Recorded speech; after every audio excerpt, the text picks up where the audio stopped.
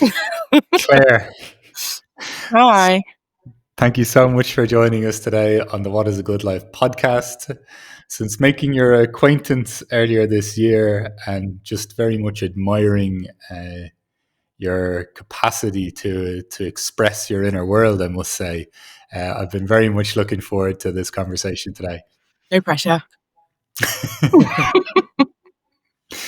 Well, as you are aware, I kick this off with, is there a question you're exploring as you move through life? Well, obviously I knew this question was coming. And I tried really hard to not overthink it. I sort of wanted to be as surprised as you would be with what comes out of my mouth. But inevitably, for the last, 4 days maybe, it's been rolling around my head. And this morning I can't think of anything else. But I think probably the one that I keep coming back to, not probably, it is the one I keep coming back to, is how to stay a part of the world when I find it so difficult. Yeah, I'm in a phase of retreat at the minute, and it's great. I'm having a lovely time, spending lots of time on my own. But I know that every time I go out, it's not just social media nor the obvious dramatic things that are happening in the world. It's also just those little niggles, like, why are you doing that? I don't think you should do that kind of thing that I'll notice in the world. Like, I notice everything. And trying to separate myself from that, to not be wound up by it or dismayed by it, and let people go about their business and I'll go about my business. It's really, yeah, that's my question, is how do I get on in the world when other people are getting on and something upsets me? How for you, how long has that question been with you, would you say? Um, Great question. Not that long, I think, um as a clear, defined thing. Yeah. Maybe in the last few months. I think the last couple of years have been really difficult for me energetically, and uh, just like finding my way in the world that works for me, as well as plays the game of capitalism and helps me survive. Um, but I think the more that I've reconnected to me and got in touch with me and who am I and what do I need and what works for me, as well as what is healthy and good, for want of a better word, um, I know what's really good for me, and I hear what's really good for other people, and then I see other people doing things that aren't good for them, and um, that's fine. You do you, and yet, oh, I just want the best for everybody. Just don't do that thing. Um, and then I suppose there's a big layer over that of like governments and things with their ideas that aren't really for the people. Um, and I am the people, and I work with the people. Um, it really pisses me off, honestly. We didn't talk about swearing at the start. No, that's obviously fine as well. Um, yeah, so I guess it's been around for a few years, but it's only really coalesced into an actual dance of being a part of the world and then retreating and just looking after myself for probably this year. It's amazing, I think, how frequently I'm hearing people describe that tension almost between finding either a way of being or showing up in this world that actually feels good, for, as you say, for lack of a better expression, but also the sense of how that doesn't quite, or how there's also a layer of that. Then how do I sustain or provide for this life? I've heard it from so many people that I think have either even walked away from situations where security would have been the last thing they had to think about. And then just other people that might have done what I think are really interesting things. It seems, I don't know how you feel this, but it does feel like there is some real tension between what's good for us as human beings, what our society is suggesting we ought to do, and then just how we notice when we're thriving and what that might entail, and then when we're not. I don't know, how has this started to become how has that evolved for you, or that curiosity or that noticing developed for you? How has it developed for me? I don't know how to answer that question. I suppose. Okay, so here comes the first surprise. um, like the idea of the pendulum swing. I think I've learned over the years of being a therapist, about 10 years. There was a point probably about halfway through where I noticed the way that humans develop, or the humans that I've worked with and myself, will arrive into therapy, or will just arrive to awareness of this really isn't working, something's not okay. So that's one side of the pendulum swing. And then you go through the self-development, which doesn't have to be in therapy, but obviously this is where I've witnessed it. And you swing to the other side of, this is all the good stuff. This is how I'm supposed to do it. This is the way that I understand it. And that's great. But then that's also to the exclusion of your humanness, I think. So then you come back into the middle and you find that balance. I think I'm probably, if we have this little diagram, somewhere here, like well, yeah, maybe closer to the top. I'm not sure. But I know what's good for me. I know what's good for, I mean, I don't want to say I know what's good for everybody, because that sounds a bit ridiculous. But in terms of basic human needs and being able to witness what's not working right now in terms of, well, the rise of fascism and capitalism being what it is, and it's just squeezing and squeezing and squeezing the majority of people, and they don't really know what to do about it. And I was one of them. I suppose I am one of them. I still don't know what to do about it in this squeeze. But my perspective right now for me is, I do know what's good for me, and I know what I need on a body level, in a existence level, but the society that I live in won't allow that. And so I guess maybe this is why I'm further this way, because I'm in this retreat, just really trying to allow my nervous system to come down and find out what actually are my base needs and how might I deal with them in the world. I should probably say, for context, I'm a late realized / diagnosed autistic person. I got my diagnosis 10 months ago, and I realized, or I started saying I am autistic maybe 2.5 years ago. And it's so clear that city life is, whilst a lot of fun, and there's definitely a part of me that thrives off that, there's more of me that needs to retreat. And that's what I'm in now. I'm aware I keep saying retreat. But finding how do I stay calm and without expectations and requirements of being a certain way, whilst also being a part of a world. So at the minute I'm self-employed, I don't need to deal with anybody's expectations really, and I sort of make up the rules as I go along, and it's great. But then just general interactions with people. Okay, so the next thing that's dropped in is my awareness of different groups of friends that I have, and spending time with them. And like this part of me is like, oh, they're not the perfect people for me. Maybe I shouldn't be investing time in them. I mean, that's one perspective, but it also feels a bit unrealistic, and people are people, and I'm just as fallible and messed up as they are. So the difficulty is, like, that's what makes us human, and that's great, but it's also really hard when, for me, autism really manifests in me as a real difficulty with communication and understanding what we're doing or what they're doing or why. Or even as a therapist, seeing why they're doing what they're doing and being like, oh, I can't really, I can't say that.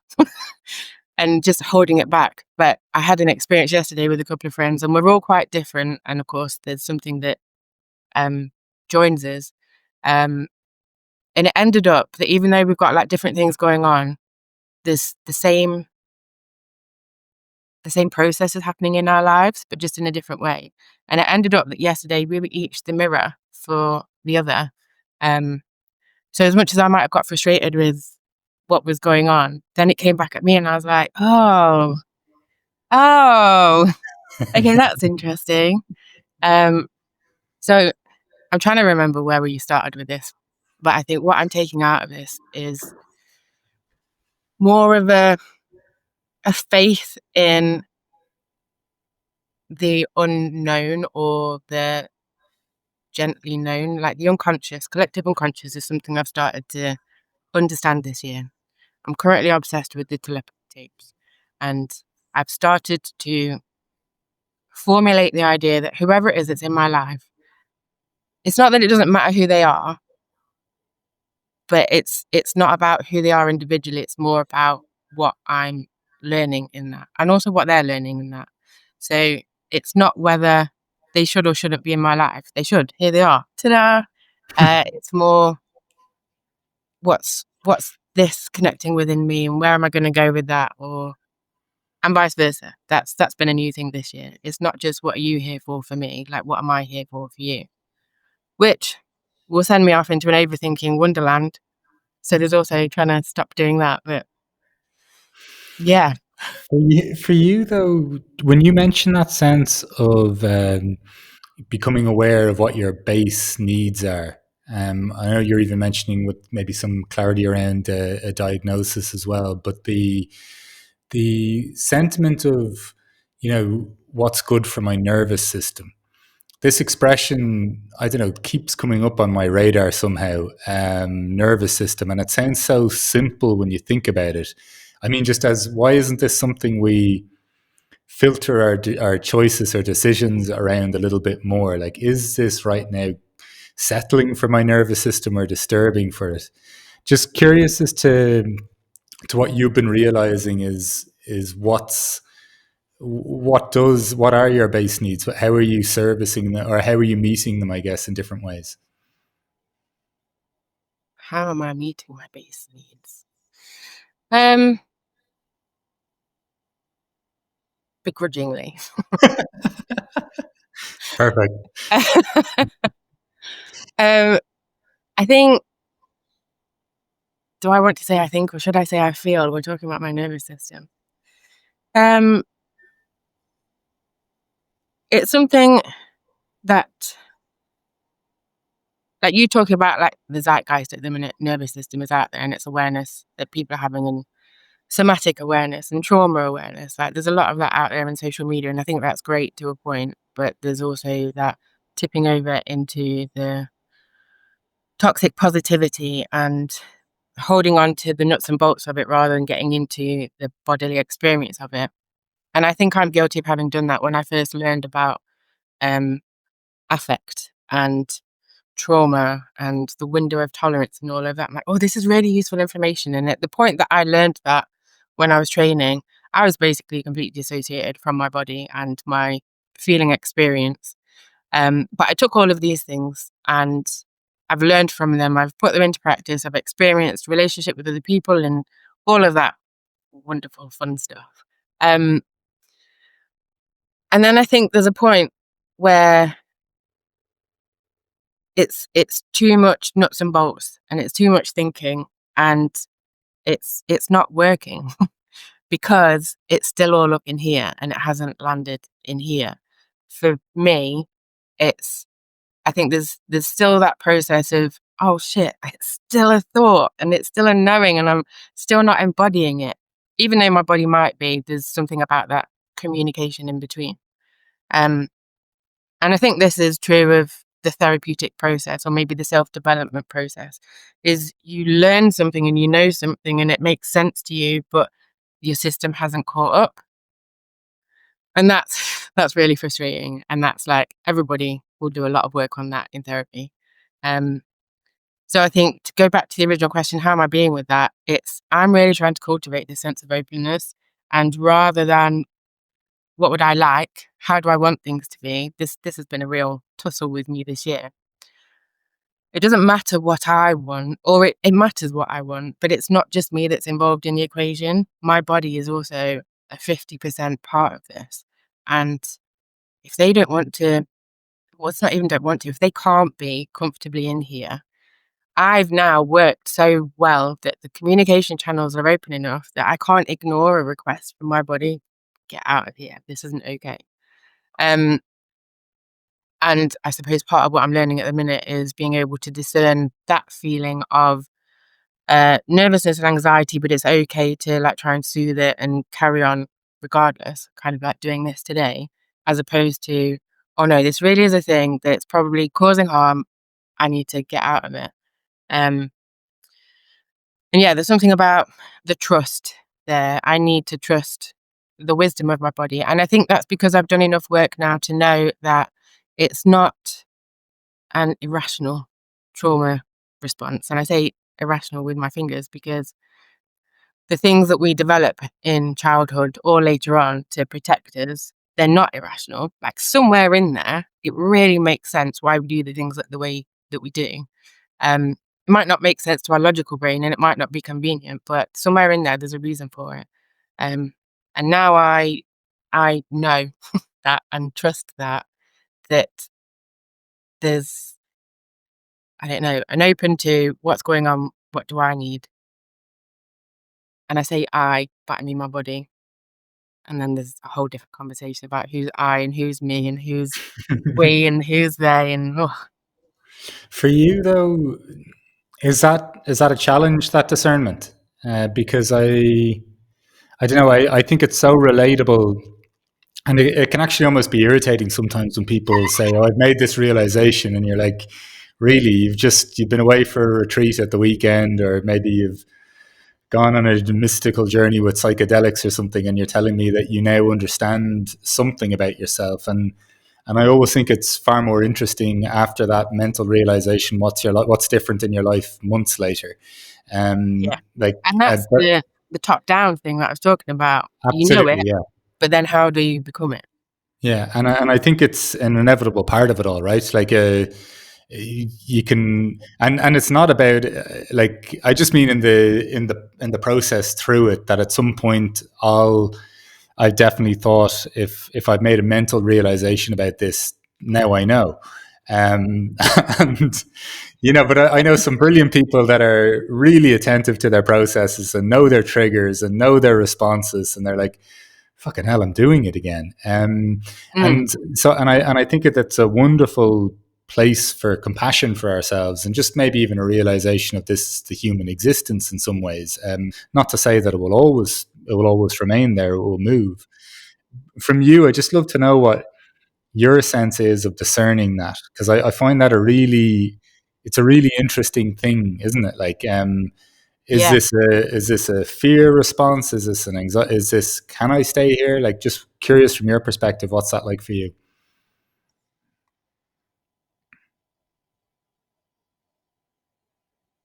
The whole time that you were just speaking then, all I was thinking is, you're just talking about trust the process.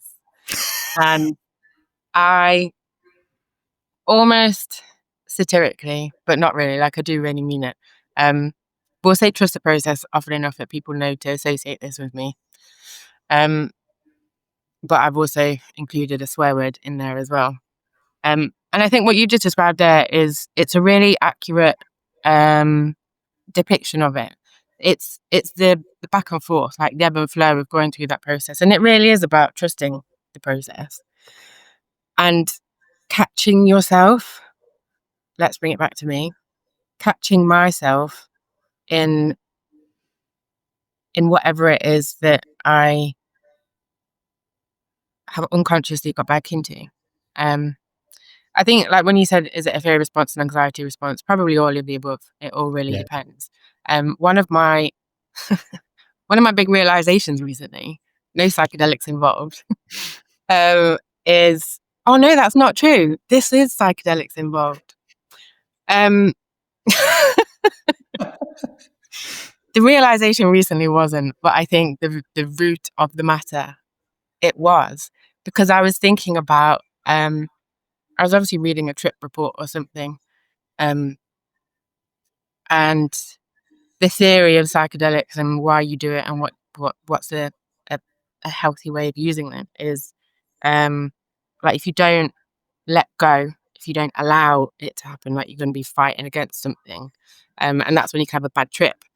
Um, and I know this, and so I was reading this thing recently, and it said something about I wish I could remember what it said because I'm rambling now. But anyway, it made me think about what am I acting from now? Like things in a reductionist way, you talk about acting from fear or from love. And this is one of those things years and years and years ago, where I heard that and I was like, right, well, I don't want to act from fear. That's obviously the bad thing. I'm going to act from love. Turns out that's not how it works. And most of what I'm acting from, so like from a nervous system level, is a fear-based response. I'm scared of out there. I'm scared of people and the unknown of them. Are they going to be sympathetic and compassionate to my differences, or are they going to be judgmental and mean? And like we are programmed to go with the negative things as a protective factor. I get that. So that's more reinforcement to move from love. But the fact is, when I go outside, I'm worried about the noises and how I'm going to respond to them. And if I do respond to them, how are people going to judge me? And if they do judge me, well, I don't really care about that, but I do really care about that. So realizing probably in the last couple of weeks, oh yeah, everything has been about fear. And that trip that I was talking about, I was consumed with fear, like more than I've ever experienced before or since. And because I already knew going into it, well, you just got to let go, just go with it. This is the medicine, just allow it. That's what I was trying to do. And it still didn't change that feeling. And I still went through those waves of, oh my God, maybe I'm in a time loop and it's going to be like this forever. Okay, well, if this is how it's going to be forever, that's okay. Let's just go with it. I'm just really trying to talk myself through it, but it didn't change that feeling at all. So when I read whatever this thing is that I read about trips the other day, it made me think, oh, that was a turning point in terms of releasing this fear. And now I'm working with the idea of I'm scared of a lot of things. What do I do about that? How do I tend to my nervous system? How do I soothe it? But also, how do I accept it is a scary world. There are a lot of things happening. But there's also it's finding that balance of allowing it and balancing it enough and bringing down enough to function and to still be a part of the world and to go and do the things that I need and want to do. So then I'll bring back in the thought of working from love. There's one of the kids on the telepathy tapes. I've written it down on a post-it note that obviously I can't find right now. Oh, here it is. It says, make life about love. And this is what I've been trying to do for a couple of years since I heard that. You come from fear, you come from love. And now I feel like I have the capacity to feel that love or to conjure that love because I know it's in me and I know it's out there. And Eckhart Tolle will talk about love is, it's almost like the way he talks about it is there's different elements and they all can be used and transformed and whatnot. But they'll change, whereas love is abundant and there can always be more. It doesn't get used up. It doesn't need to be balanced out. And when I heard that, listen to the power of now, I was like, oh, well, that's quite a hopeful thing, isn't it? That's quite nice. But it was a couple of years ago since I listened to that. But now that's joined up with this guy on telepathy tapes, make life about love.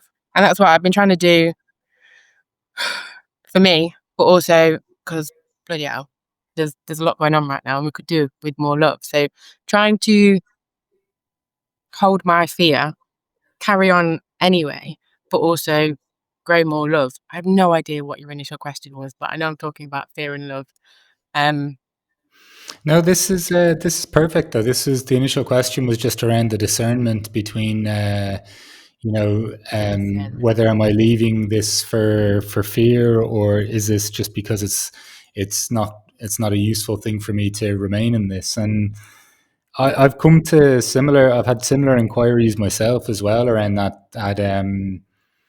you know fear, or I'm not saying that love is the opposite of fear or something, but um, there does seem to be a crucial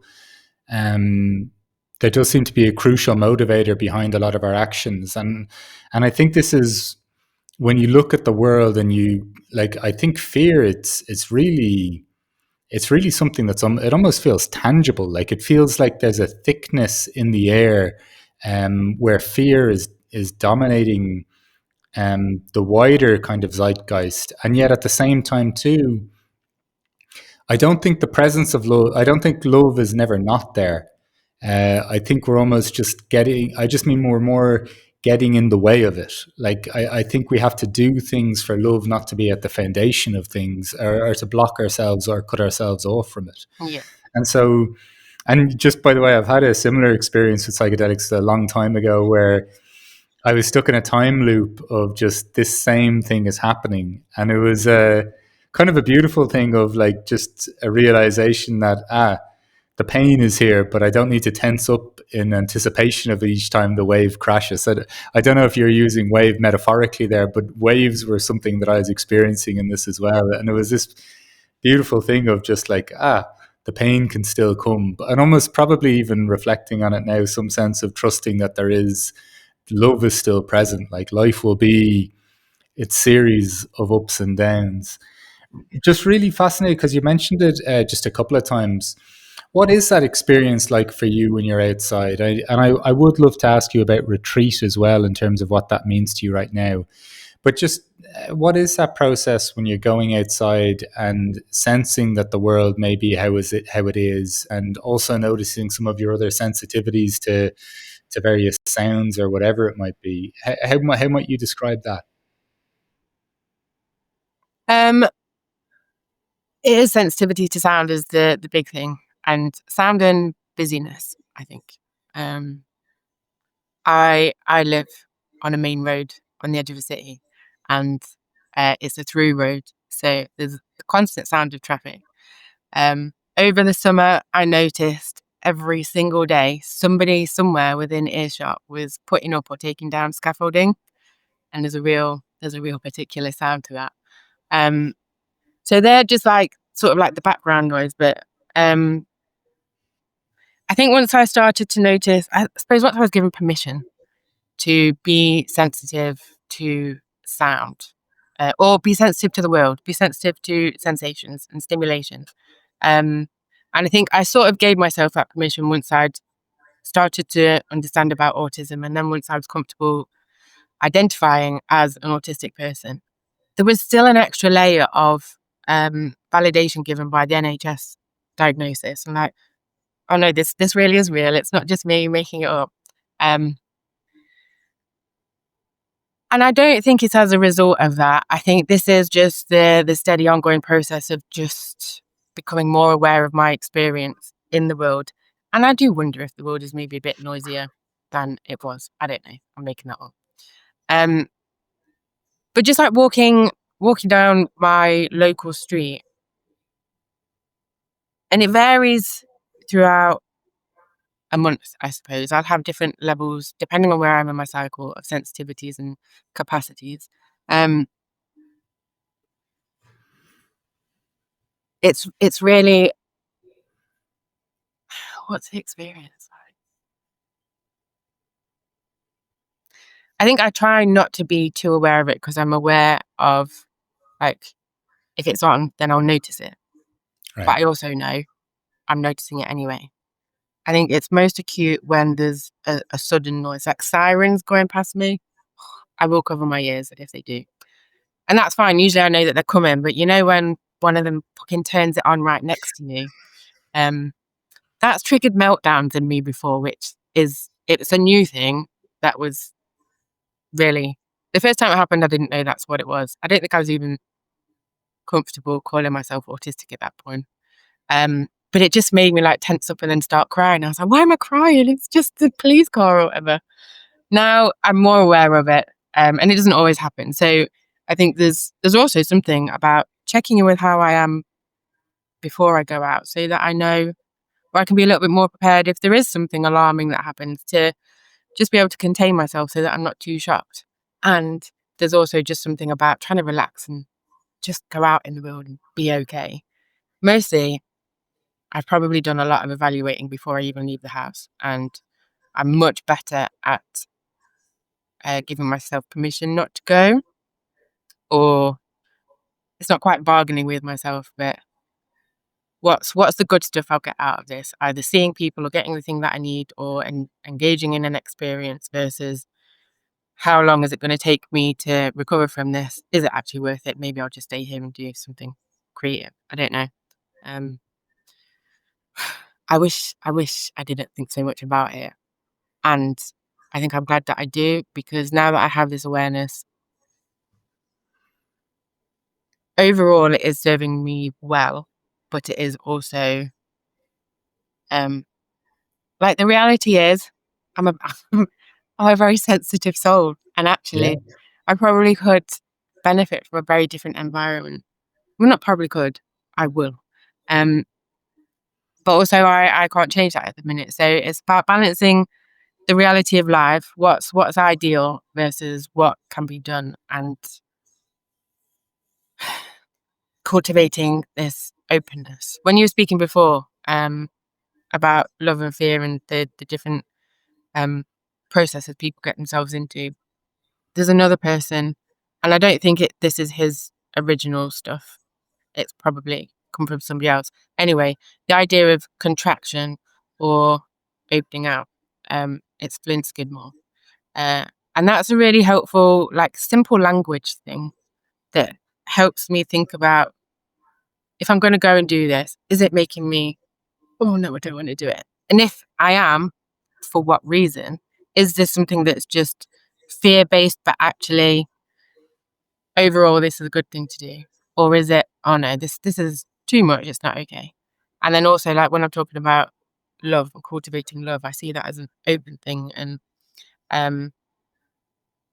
noticing the idea of what these different things are and how they make my body react, and being able to notice the micro indicators of how these things are affecting me. Yeah, but there's something to that noticing, and I don't know what it is in my own experience, like living in the city in Berlin here. Um, I think I remember I interviewed a lady a long time back because she appeared on this movie based around silence, and I think I just remembered they were doing these decibel level tests, even in a bar in a major city, in various different places. And it's something that I'm really curious about at this point. Like, if you cultivate a greater sensitivity around your responses to things, your awareness of things, I must say I'm finding like sirens going off. I'm sure there's not many people that are like, yes, the siren is going by. Do you know what I mean? But I definitely think like there's a sensitivity in me towards it at this point, where there is like a kind of awareness just of what our city's doing for us. And I'm not, suggesting that we all run back to caves or yurts or something like this, but I just mean that there's some element of this where I think a lot of the ways in which we're moving don't seem all that conducive to more peaceful or relaxed nervous systems. And I do love that idea of just the openness and the expanding and contraction of heart, though, because there's something about that too that I think kind of allows for the inevitability, right? Of like, I'm sometimes amazed. I could have such a loving thought to one person that I've just passed on the street. I might even express it to them. I might say hello. Mm. And then somebody does something right in front of me, the next one, and I'm like, what's wrong with them? Do you know, or something like this? And I almost have to, my jaw is almost left open by, wow, I felt such expansiveness and then such contraction within such close proximity. So I think there's something, I don't know, just about that toing and froing and that movement. It's not like in some perpetual state of expanding that we can exist within. Perhaps, I don't know. But also taking that in a kind way rather than a judgmental way. And I Yeah, think that's absolutely. Yeah, part of what I'm learning. It's like, oh, you had a bad thought about another person. That's not okay. What kind of person are you? Rah, rah, rah. But I think having it in quick succession, like you've just described, which might not be fully how it is, but the being able to understand the language of your body, and that it's not just you. Somebody else is here. To be yeah, able to, oh, lovely thought about this person. Oh, feeling really nice. Oh my God, what are you doing? And being like, wow, that's a really different response into me. What's that about? Rather than, oh, I'm such a horrible person for having a bad thought. It's more like something's going on here. What is that? And that's, I think for me, that's born out of the new energetic language that I have and the further understanding about energy and consciousness and things. Like I've obviously been fascinated about that for a long time, and that's what got me into psychedelics. But the education continues. What what's the significance, just when you mentioned retreat a few times, and what that entails for you at this point in life, in the context of a lot of what you've been sharing as to how you're seeing the world, how you're experiencing yourself, yeah, just generally, what's that kind of entailing for you? Where do I start? Okay, so a couple of years ago on on Instagram, there was a reel of people talking about how people visualize time or a year, how they visualize a year. Um, and it was one of those things that I never really thought about. But of course, we all visualize a year in some way or another. And it's not necessarily visual with like a vision, but we have a sense of it. I sense things, I don't see things. Anyway, on this reel, they were all talking about different things. And some people like see a clock that goes around, some people see like a calendar page. Um, and for me, I realized that I see a year as starting in January, we go up to summer and then we go down to December. Um, and then last year, maybe the year before, um, thinking about going down towards the end of the year, to solstice. And I always have 2 weeks off over Christmas and New Year, and that being wintry and the dark periods and just getting cozy and snuggly. But for some reason, the illustration of like a rabbit snuggling in their burrow, but like an anthropomorphized one in a children's book, illustrated like that. But just getting all like that in the burrow, and then like I don't know why. I wish I knew where this came from. Anyway, that they're doing this in a slipper, like just getting down into the foot of a slipper. So now I talk about getting to the end of the year as going into the slipper. Um, so retreating, and I didn't think I was going to be doing this year because I was all full of ideas and I was going to grow some new exciting things. Um, so I didn't think I'd be joining the rest of the country in autumning and starting to let things go and really resting. I thought I was going to be in my version of spring. Um, but coming back to the idea of retreating for me, it's been 18 months, but a bit longer where I've been feeling burnt out. 18 months since I started trying to do something about it. Initially, I thought it was autistic burnout because this was new to me, and um, it's a lot to deal with. And I'd had a particularly stressful year before, so um, I started not taking on new clients, and I thought just a few months of staying as it is, people ending, and that would be that. That would give me the space to sort of rejuvenate, and that didn't happen. I continued getting more and more tired.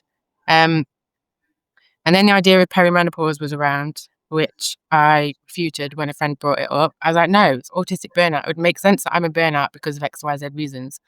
And then at the end of last year, I suppose the algorithm starts feeding me stuff about hormones and cycles. And my friend recommended the book Menopausing. So I started listening to it and I was like, oh, actually, do you know what?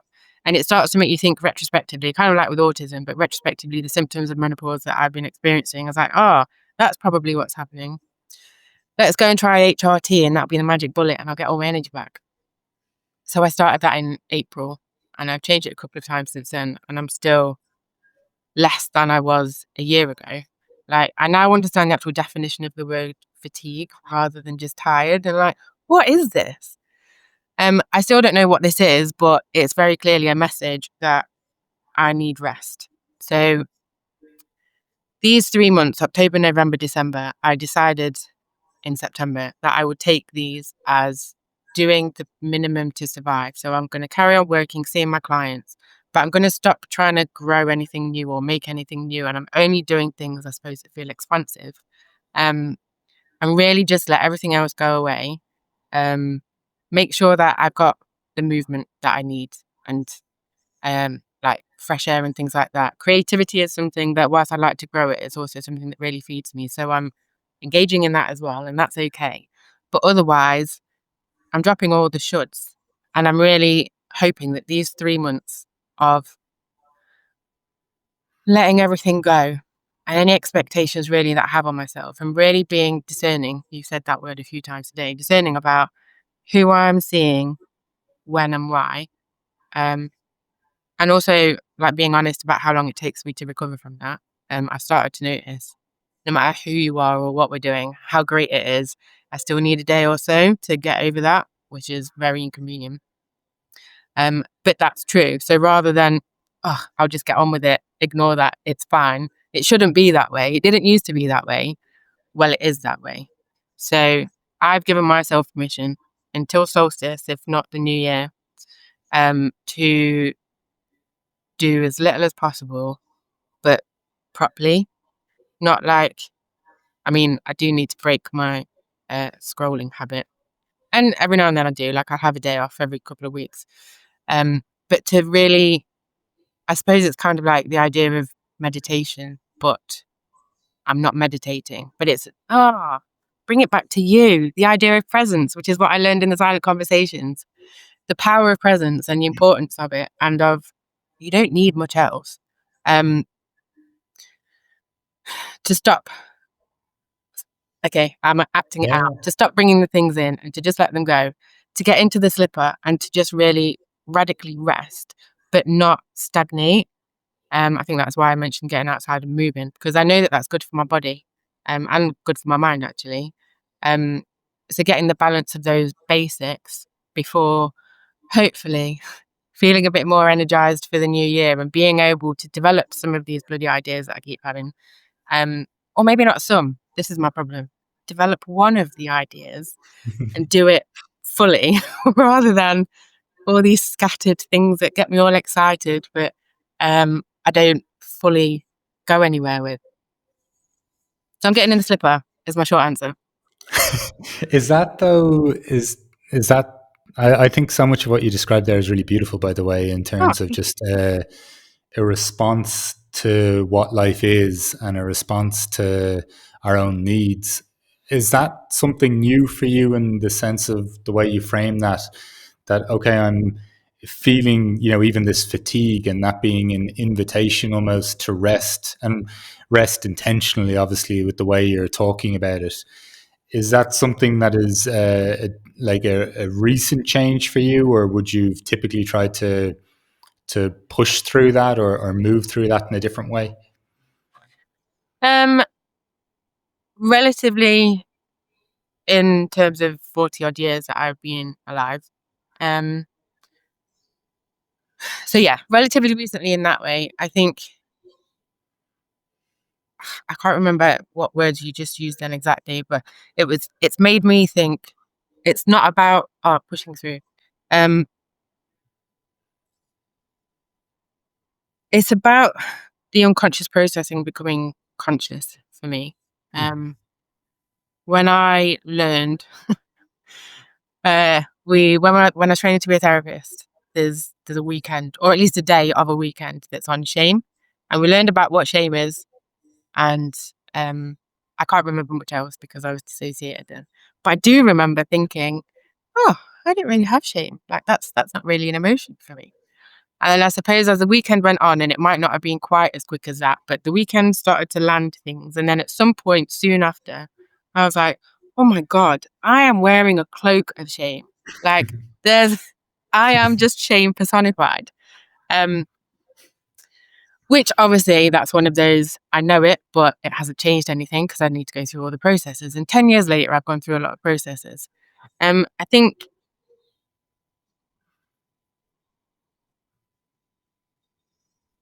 I've lost the question. Yeah, that's no problem. Oh, It true. was is the responses to this and not pushing through different, Yeah. and you're perfectly on point with it so far.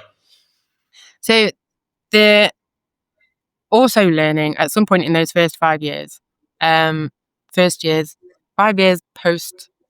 starting my degree, that dissociation was my childhood adaptation, and that I've just basically been cut off. I don't feel emotions, or if I do, I don't know about it. There's not much sensation going on, and I don't really have many memories from before I was, I don't know, 30. So learning about that, and then still kind of blindly going through life, but with maybe a bit more faith, I don't know, and a bit more vulnerability. A big thing, like a part of my theory of what's going on for me now and why I'm so exhausted, is during that time, my degree, is learning about what should be a good life. We're on a good Right. but in terms of like having relationships and being healthy and well and open and connecting and full of joy and happiness, like this is how it's supposed to be.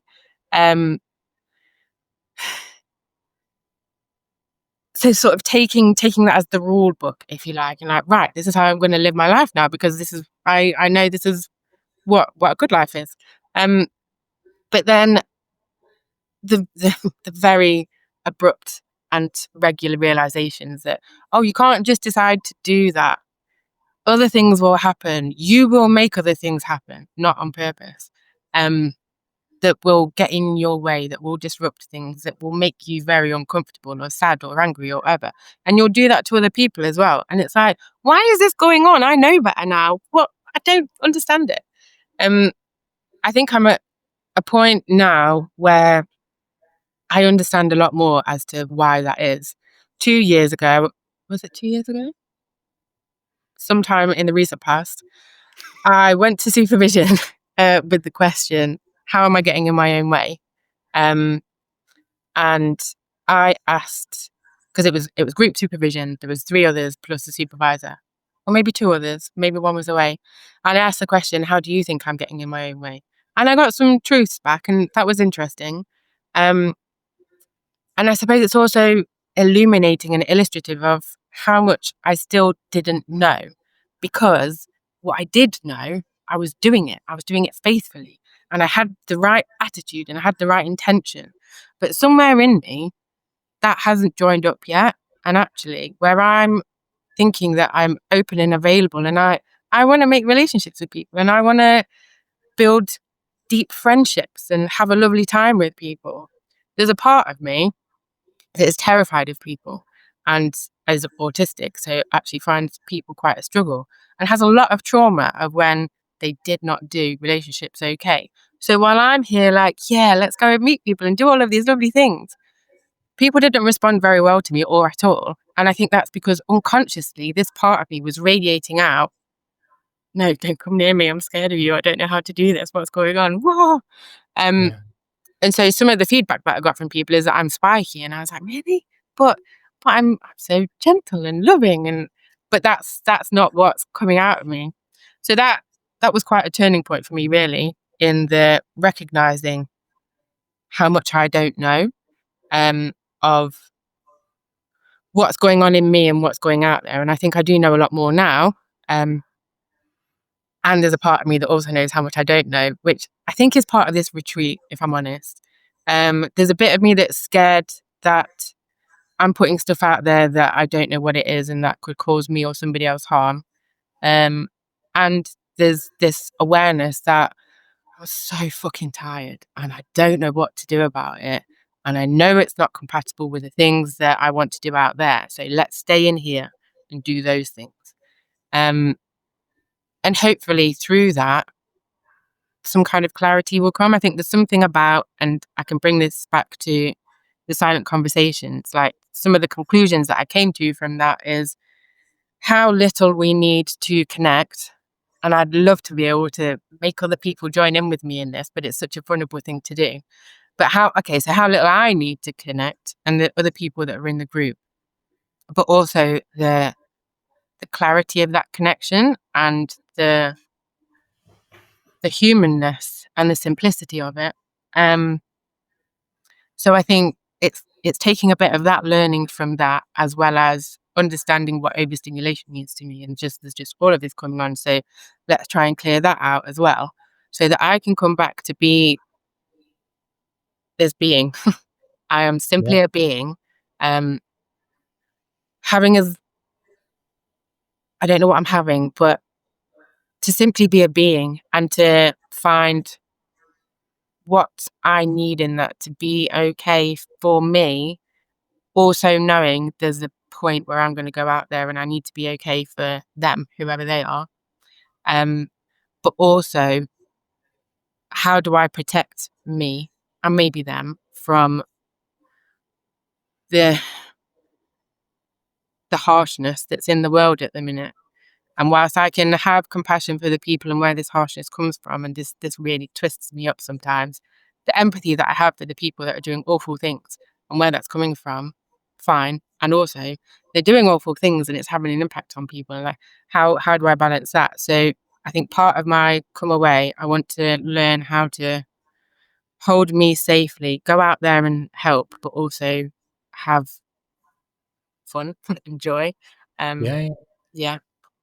But I think, by the way, that's a really beautiful realization just around like that I'm a being. There's something that feels really true and both caring about that. And like almost just when I think of every human is just, we're just these little, and I don't mean little in a small way, but just a little being. Like there's something kind of to cherish in that, I think. Mm, The other thing you said there, just even about the silent conversation groups, I ran one recently in person here in Berlin, and it was really interesting to see over the course of a day with a few other things that we were doing, just how much people felt each other's being and presence was enough.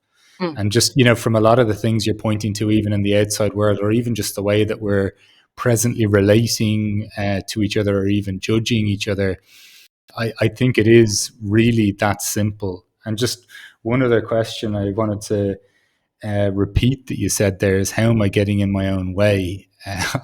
I think that's that could be another question for a podcast to investigate for a long time. yeah. I'm after realizing something today in terms of how I'm getting in my own way, even in terms of my work. And I just think it's for anyone listening, just to even to take that question with them too, because I think that we're always going to be, there's always a potentiality that we're doing it in some way that we can't quite notice.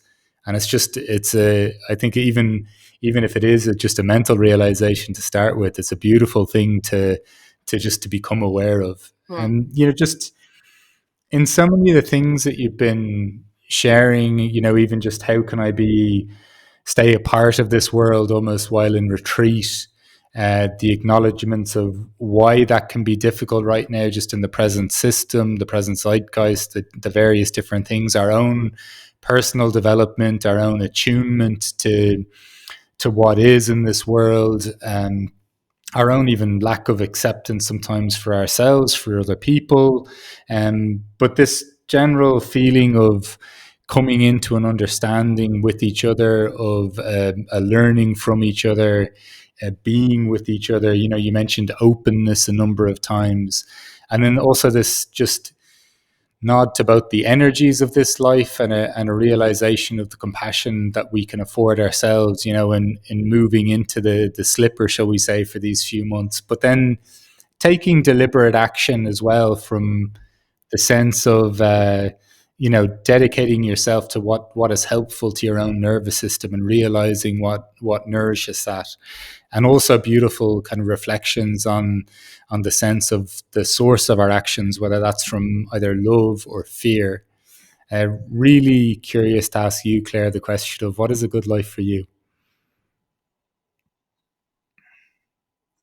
what is a good life for me? Um,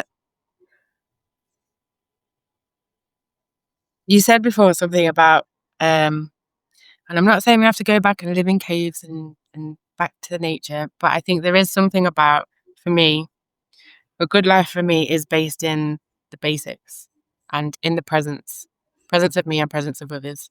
A good life for me is having that and having balance. As you were speaking just then, there's the retreat in me that needs this time and space and peace. And I also need others. I need people. I need relationship. and I need them and the world to find these unconscious parts of me that I can't do on my own. So that's not as simple as what is a good life for me: balance and people and nature and creativity. Yeah, but that's I think that's a beautiful realization too, or beautifully put in the sense of I need other people even to find the parts of me that are unconscious. Mm. There's I think, even when you mentioned that idea of the pendulum earlier and the significance of some of the mindsets we might even get into from a self-development kind of sense, it can become so all about me, or I must do this, and like this almost this great adventurer kind of single archetype of somebody. But I think so much of it is in the coming together and just what we can do for each other, and maybe that's the point too, right? Like maybe we're not supposed to be able to see it all, and it just further reinforces the fact that it is an interdependent experience. Mm-hmm. But Claire, look, thank you so much for joining us today on the What is a Good Life podcast. As ever, I really enjoy your insights, the way you share what's your internal experience of this life is as well. So thank you very much for joining us. Thank you for having me.